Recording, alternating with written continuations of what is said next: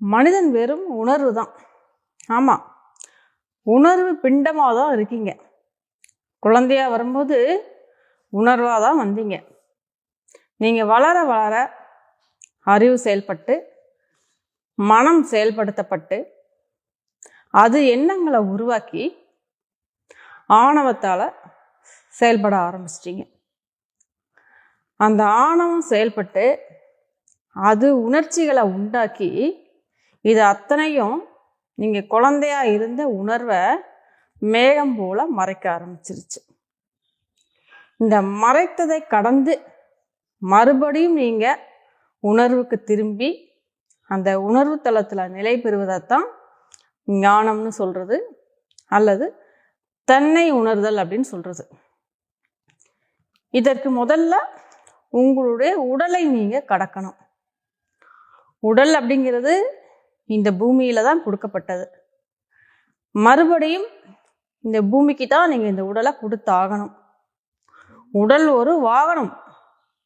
நீங்கள் இந்த சமுதாயத்திற்கு வந்து அனுபவங்களை தெரிந்து கொண்டு ஞானத்திற்கு கூட்டிட்டு போவதற்கு உடல் ஒரு கருவியா இருக்கே தவிர உடல் நீங்க இல்லை அப்படிங்கிறத உணர்ந்து உடலை முதல்ல கடக்கணும். அடுத்தது எண்ணங்கள். இந்த எண்ணங்கள் அப்படிங்கிறது நீங்க பற்றின் காரணமாக செயல்பட்டு அதன் விளைவாக ஏற்படுத்தப்பட்ட மனப்பதிவுகளின் பிரதிபலிப்பு தான் எண்ணங்கள் அப்படிங்கிறது. இந்த எண்ணங்கள் தான் உங்களுக்குள்ள கூச்சல் குழப்பத்தை உண்டாக்கி நிம்மதி இல்லாமல் இருக்க செய்கிறது. அதனால் இந்த எண்ணங்களையும் நீங்கள் கடக்கணும். இந்த எண்ணங்களை கடக்கும்போது நீங்கள் உங்கள் உள்தன்மைக்கு வந்துடுவீங்க, அதாவது அந்த பிளாங்க்கு வந்துடுவீங்க. அடுத்தது மனம்.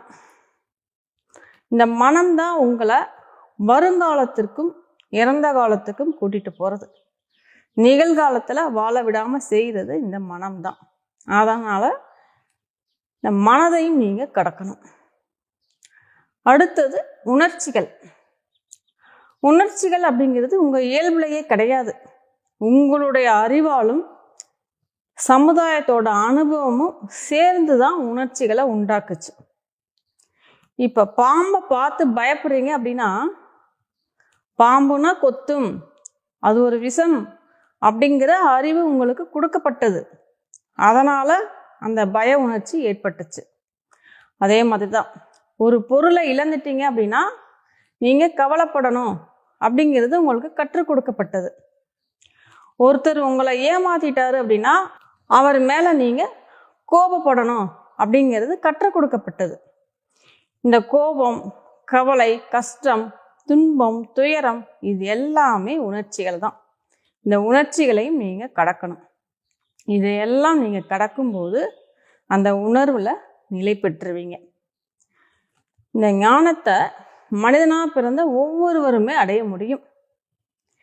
இதெல்லாம் கடந்து ஞானத்தில் நிலை பெறுவதற்கு எவ்வளவோ வழிகள் இருக்கு.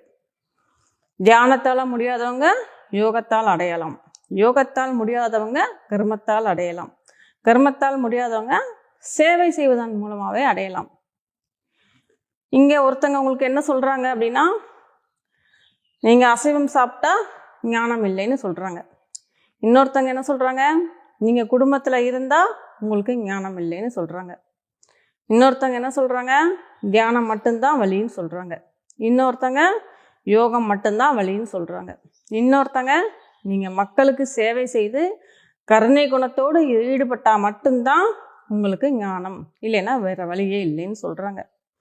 என்ன அப்படின்னா, அவங்க என்ன வழியை தேர்ந்தெடுத்து பயணித்து அந்த ஞானத்தை அடைஞ்சாங்களோ அந்த வழியை அவங்க போதிக்கிறாங்க. ஆனால் இயற்கையில் பல வழிகள் இருக்கு. இயற்கை முழுமையானது. அந்த முழுமையில் அவங்க ஒரு பகுதியை, ஒரு வழியை தேர்ந்தெடுத்து இருக்கிறாங்க. ஆனால் இயற்கையில் பல வழிகள் இருக்கு, முழுமையானது. இந்த முழுமையில தான் இந்த பிரபஞ்சமே, மொத்த அண்ட சராசரமே அடங்கி இருக்கு. இந்த முழுமைக்குள்ளதான் அத்தனை வழிகளும் இருக்கு. இதை முழுமையா பார்க்க தெரிஞ்சவங்களுக்கு எல்லா வழிகளுமே தெளிவா தெரியும்.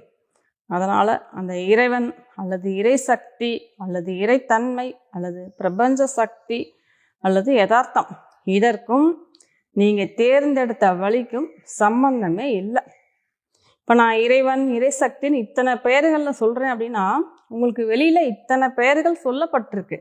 நீங்கள் இதெல்லாம் வேற வேற தனித்தனி இறைவன் வேற இயற்கை வேற அப்படின்னு புரிஞ்சுக்க போகிறீங்க. அதனால தான் நான் இத்தனை பெயர்களுமே சொல்கிறேன். இது எல்லாமே ஒன்று தான். இதற்கும் நீங்கள் தேர்ந்தெடுத்த வழிக்கும் எந்த சம்பந்தமுமே இல்லை. ஞானம்ங்கிறது உயிர் சம்பந்தப்பட்டது.